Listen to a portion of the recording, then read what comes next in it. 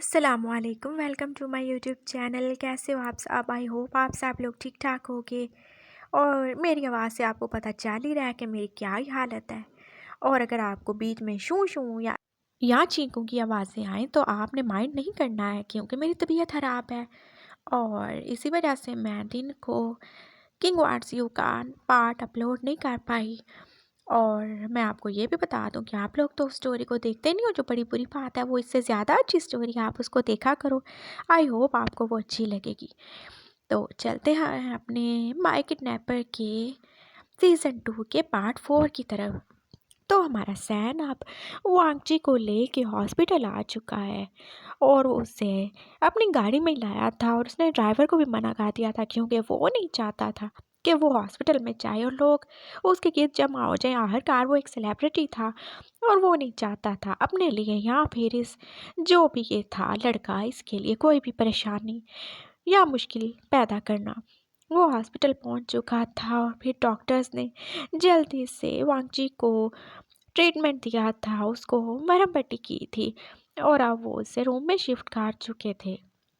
By the way, ये police case है। इसने तो जैसे एक तरह से सुसाइड ही करने की कोशिश की थी। डॉक्टर जो कि अब सैन को बोल रहा था, सैन जो कि अभी तक खुद को कवर किया हुआ था। नहीं, ऐसा कुछ नहीं है, उसने सुसाइड की कोशिश नहीं की। आपने शायद देखा होगा, उसके बाजू पे कुछ लिखा हुआ था और वो शायद किसी के लिए अपना प्यार प्रूव करना चाहता था, तभी इसने ये सब किया। वरना जान देना इतना आसान है क्या? सैन ने बोला। अब डॉक्टर शायद उसकी बात समझ ही गया था, इसलिए वो साइड पे चला गया। वांग जी जो कि अभी तक बेहोश ही था और सैन फिर कर्टसी के नाते वहाँ पे रुक ही गया था। और जब तक उसे होश नहीं आता उसे वहीं रहना चाहिए था ना, हर वही तो उसे लेके आया था। और थोड़ी देर बाद वहाँ पे नर्स आ गई थी। उसने वांगजी को ट्रिप लगा दी थी, क्योंकि उस बेचारे का बहुत सारा ही ब्लड लॉस हो चुका था। और फिर उसने सैन की तरफ देख के बोला, वैसे ये शायद आपसे बहुत ज़्यादा ही प्यार करता है। मुझसे? मुझसे क्यों करेगा? अरे क्या आप इसके हस्बैंड नहीं हो? नहीं नहीं, मैं इसका हस्बैंड नहीं हूँ। अच्छा, आप इसे लेकर आए जैसे आप इसे अपनी गोद में ही उठा के लेके आए थे। हमें यही लगा कि शायद आप इसके हस्बैंड हैं। और उसने भी तो यही लिखा हुआ था ना, आई लव माई हस्बैंड। शायद ये अपने हस्बैंड से बहुत ज़्यादा ही प्यार करता है। ऐसा ही होगा। वैसे आप इसके क्या लगते हैं? नर्स तो अब जैसे उसका इंटरव्यू लेना शुरू हो गई। मैं इसका कोई भी नहीं हूँ, मुझे बस ये रास्ते में मिला था ऐसी हालत में और इसे मैं लेके हॉस्पिटल आ गया। और अगर आपकी इन्वेस्टिगेशन ख़त्म हो चुकी हो तो आप अपना काम कीजिए। आप सैन को उस पर गुस्सा ही आ रहा था, कैसे वो जैसे इन्वेस्टिगेट किए जा रहे थे उससे। वो तो जहाँ पे बस नेकी कर रहा था और नेकी करते करते उससे फंसने का कोई शौक नहीं था। खैर, अब वांगजी को भी होश आ चुका था। उसने अपनी आंखें खोल दी थी और अब सैन ने उससे पूछा, अब कैसी तबीयत है? ठीक हो ना अब तुम? हाँ, मैं ठीक हूँ, थैंक यू, आपने मेरी हेल्प की। It's okay. वैसे मैं किसी की हेल्प करता नहीं हूँ।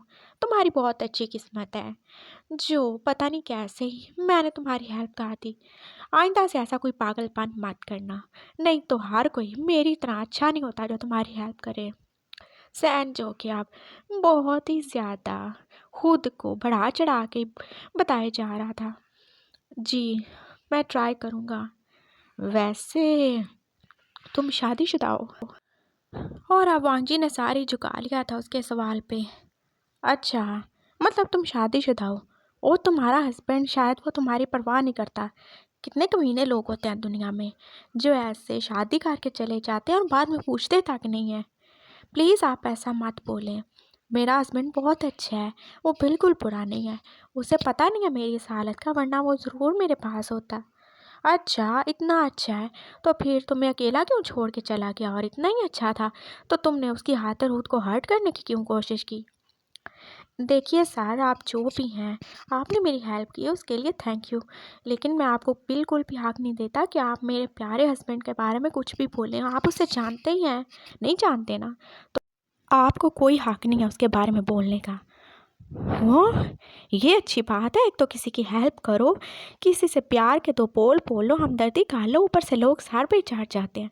बस बहुत हो गया, जा रहा हूँ मैं, दफ़ा हो जाओ तुम। जहाँ मर्ज़ी है जाओ, भाड़ में जाओ, मेरी तरफ से अपना गला काटो। अब तो सहन को एकदम से गुस्सा ही आ गया था और ऐसे ही था वो। उसको बहुत जल्दी गुस्सा आ जाता था। वो अच्छा भी बहुत था और जब उसका मीटर घूमता था तो फिर उस जैसा बुरा भी कोई नहीं था। और अब आंटी उसकी तरफ देख रहा था, कैसे वो इतना गुस्से हो रहा था। देखिए सर, मैंने बोला ना, बस जो मर्ज़ी तुमने बोलना था बोल लिया। कोई मुझसे ऊँची आवाज़ में बात करेगी मैं बिल्कुल बर्दाश्त नहीं करता। और मैंने तुम्हारी हेल्प की, तुम्हें मैं अपने बाजुओं में उठा के यहाँ पे लाया बजाए इसके कि तुम मेरे थैंकफुल हो। मैंने बस एक बात ही कहा थी तुम्हारे हस्बैंड के बारे में और मुझे तो यही लगा था कि तुम्हारा हस्बैंड तुम्हें छोड़ के चला गया, उसकी जुताई में तुम ऐसे पागल बने फिर रहे हो और तुमने अपने आप को मारने की कोशिश की। तो मैंने तुमसे हमदर्दी कर ली और उसके बदले में तुम क्या ही किए जा रहे हो और क्या ही बोले जा रहे हो। तुम जैसे लोग किसी काबिल नहीं हो, तुम लोगों की मदद करनी नहीं चाहिए। उस दिन भी मैंने तुम्हारी चाहते ना चाहते मदद की थी और तुमने क्या किया, किसी कुत्ते की तरह मुझे काट के चले गए। अब आप हद से ज़्यादा बढ़ रहे हैं सर। मैंने बस इतना बोला कि मेरे हस्बैंड के बारे में कुछ मत बोलें और आप कैसे आप मुझे गालियाँ देना शुरू हो गया। हाँ तो दूंगा मैं, क्यों नहीं गालियाँ दूँ। मैंने तुम्हारी हेल्प की, एक बार नहीं 2 बार। और उस दिन तुम्हें उस आदमी से भी बचाया। चलो बाद में मुझे पता चल गया था कि तुम ठीक थे और वो गलत। और उसके बाद भी मैंने आज भी तुम्हारी जान बचाई और तुम क्या कर रहे हो? तुम बस ऐसे मुझ पे गुस्सा ही किए जा रहे हो। जा रहा हूँ मैं। हाँ, हाँ, ठीक है, चले जाएँ। बहुत शुक्रिया, आपने मेरी हेल्प की।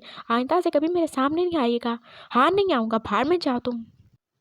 सैन जो कि बहुत ही ज़्यादा गुस्से में आ गया था, अपना लाल नाक, लाल आँखें और लाल ही फेस जो कि गुस्से से ही लाल हो चुके थे, उनको लेके अब बाहर जा रहा था।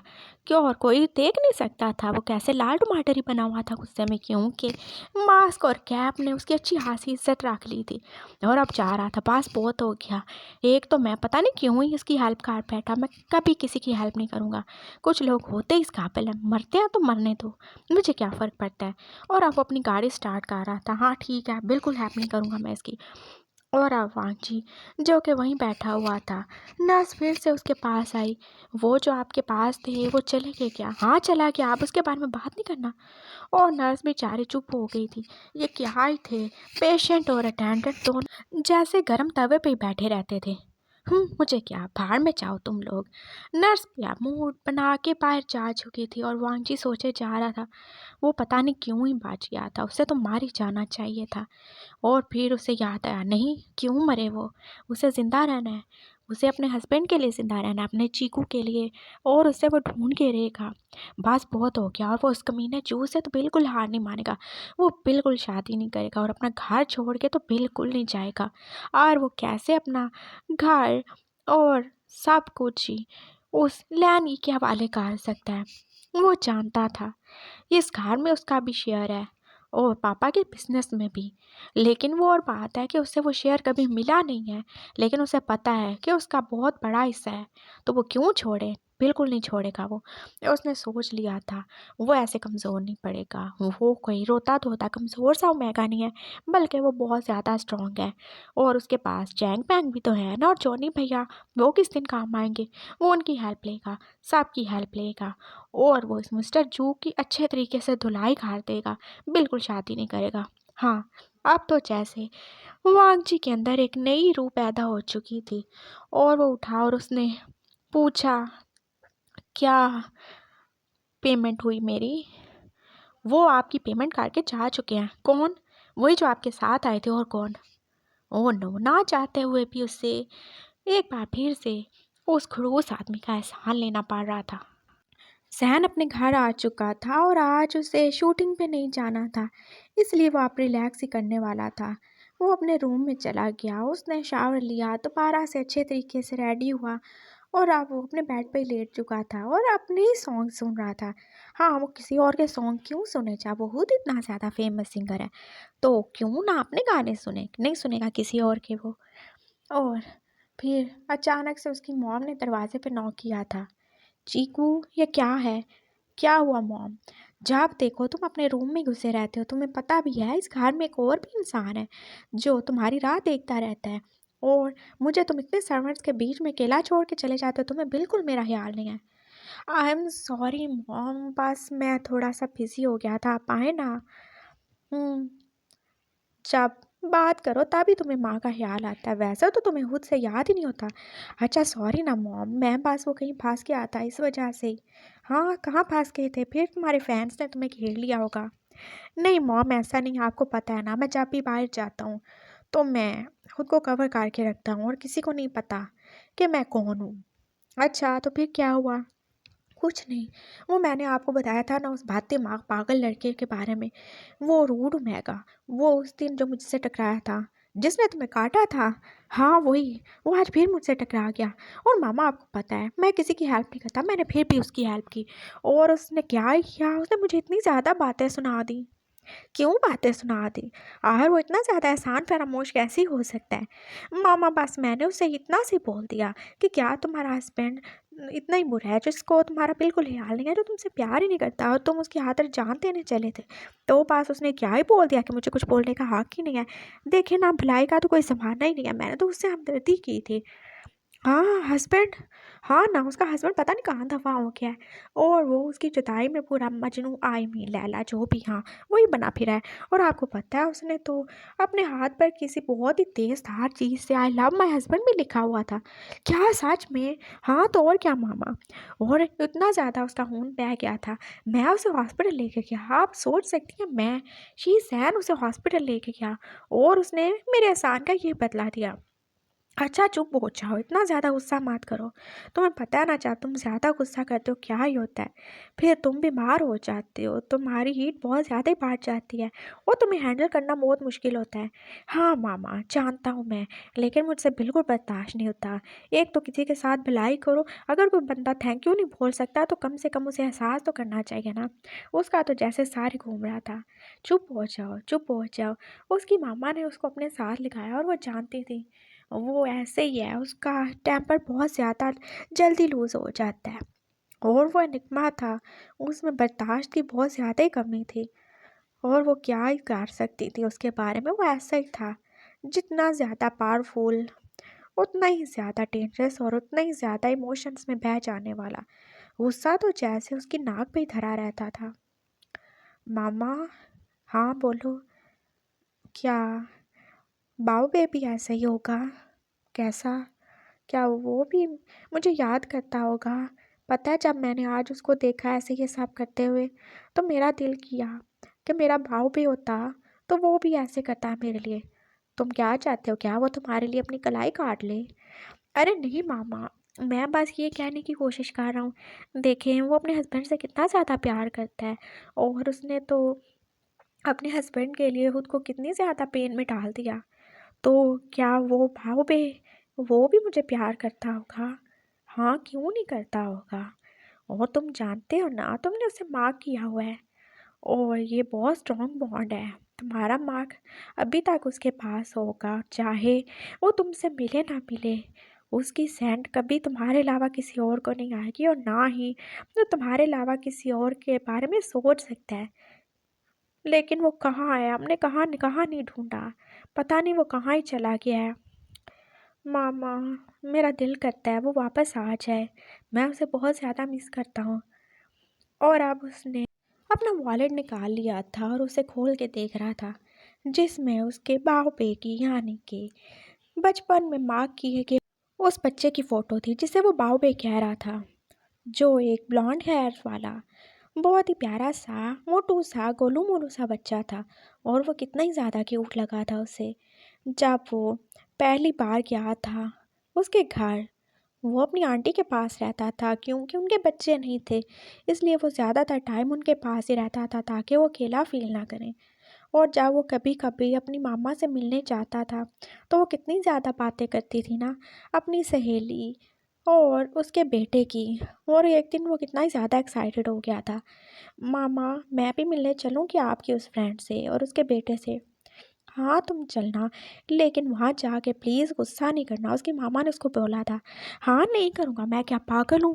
वो उस वक़्त 12 साल का था और उसे फिर से गुस्सा आ गया था। अच्छा चलो ले चलती हूँ, लेकिन मैं फिर से कह रही हूँ उनका बच्चा छोटा सा है और वो बहुत ज़्यादा वीक है, तो तुम उसे नुकसान नहीं पहुंचाना। मामा, आपको क्या लगता है मैं कोई मॉन्स्टर हूँ क्या? नहीं, तुम बहुत ज़्यादा पावरफुल हो, मुझे डर लगता है। और इसी वजह से, तुम्हारे गुस्से की वजह से ही तो लोग तुम्हारे साथ ज़्यादा बोलते नहीं हैं, बात ही नहीं करते। और कोई बच्चा तुम्हारे साथ खेलता नहीं है, क्योंकि सब तुमसे डरते हैं। मामा, पास करें आप।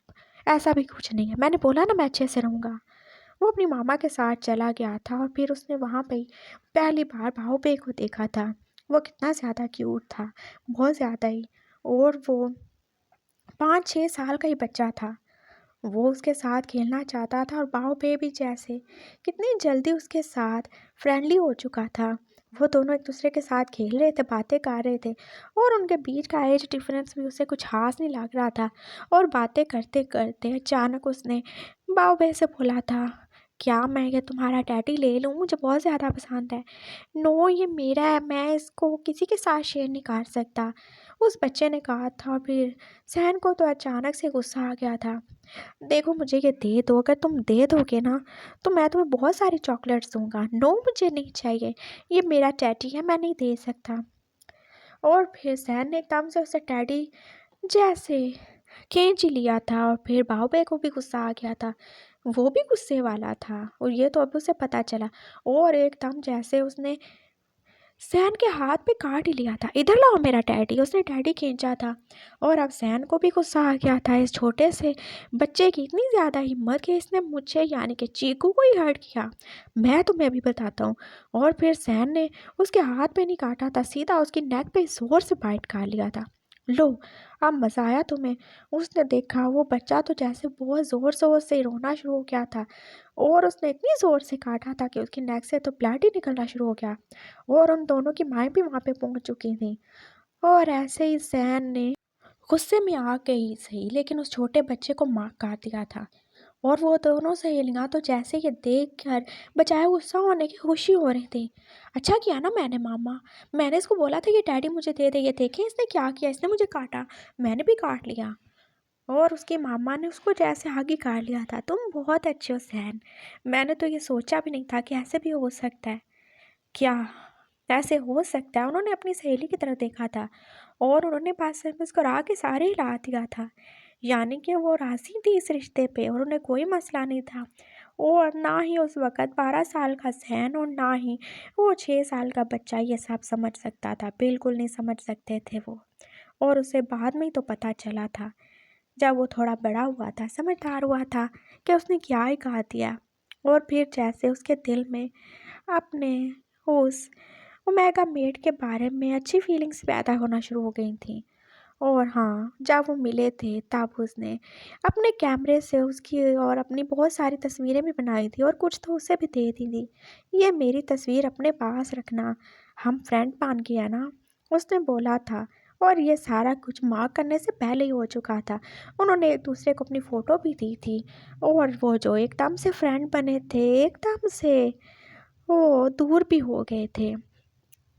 पाव पे और उसके मामा पापा दूसरी सिटी चले गए थे। और जब वो दोबारा गर्मियों की छुट्टियों में अपनी मामा के पास आया, तो उन्होंने बताया कि उनकी फ्रेंड वो चली गई है, लेकिन कहाँ गई है उन्हें नहीं पता। और बाद में उनके दिए हुए नंबर पे भी कितनी बार उन्होंने कांटेक्ट किया। शुरू शुरू में बात होती थी, और फिर बाद में जैसे बात होना भी बंद हो गई। उन्हें बस इतना ही पता चला था कि उनकी फ्रेंड की डेथ हो चुकी है। लेकिन अब बाउबे का क्या? वो जो उसका मेट था, उसका क्या होगा? उसे यही फ़िक्र सताए जा रही थी। और फिर उसने और उसकी मामा ने कितनी ज़्यादा कोशिश की थी उनको ढूँढने की, लेकिन ना तो दोबारा उस नंबर से कभी कॉल अटेंड हुई, और ना ही कोई मुड़ के वापस आया था। और उनके आस-पास वालों को भी तो पता नहीं था कि वो कहाँ ही चले गए थे। और ऐसे ही उसका बाउबे, उसका ओमेगा मेट, उसका मार्क ओमेगा उससे दूर हो चुका था। मामा, वो मुझे मिल जाएगा ना? हाँ, ज़रूर मिल जाएगा। मामा, क्या वो भी मुझसे ऐसे ही प्यार करेगा जैसे वो खड़ूस लड़का अपने हस्बैंड से करता है? हाँ, क्यों नहीं करेगा, ज़रूर करेगा। उसकी मामा ने उसको बोला था। और उन्हें भी बहुत ज़्यादा ही उम्मीद थी कि आज नहीं तो कल बाव पे मिल ही जाएगा। और सैन बस अब रिलैक्स हो गया था। वांगजी अब हॉस्पिटल से घर आ गया था। उसने देखा उसके पापा उसको वो ऐसे ही कहा जाने वाली नज़रों से देख रहे थे। उन्होंने उसके हाथ में बंधी हुई पट्टी देखी। "ये क्या किया तुमने?" "मैं कुछ भी करूँ, आप मुझे बिल्कुल नहीं बुलाएँ, जा रहा हूँ मैं।" और उसने अपनी चीज़ें पैक करना शुरू कर दी। "कहाँ जा रहे हो तुम?" "मैं अपने फ्रेंड्स के साथ रहूँगा, मुझे नहीं रहना इस घर में। और हाँ, आप जो भी आपने फ़ाइल साइन करवानी हुई ना, वो किसी और से साइन करवाइएगा, क्योंकि मैं कोई साइन नहीं करने वाला।" वो गुस्से में आके जा चुका था और लैनी ये सुन के तो कितनी ज़्यादा परेशान हो गई थी। ये क्या ही बोल के चला गया था वो। वो अब अपने फ्रेंड्स के पास आ चुका था और अब वो कुछ दिन उनके पास ही रहा था जब तक वो ठीक नहीं हो गया था। वो अभी किसी किडनैपिंग या किसी रॉबरी में नहीं जाता था क्योंकि उसकी तबीयत ठीक नहीं थी। वो कॉलेज जाता था और वापस आके बस पढ़ाई करता था और इसके अलावा उसे कोई काम नहीं था। और ऐसे ही पूरा हफ्ता ही गुजर चुका था और फिर एक दिन जॉनी भाई ने बोला, "अब तुम्हारी तबीयत कैसी है वांची?" "मैं ठीक हूँ भाई।" "तो तुम्हें नहीं लगता तुम्हें दोबारा से काम पे आना है?"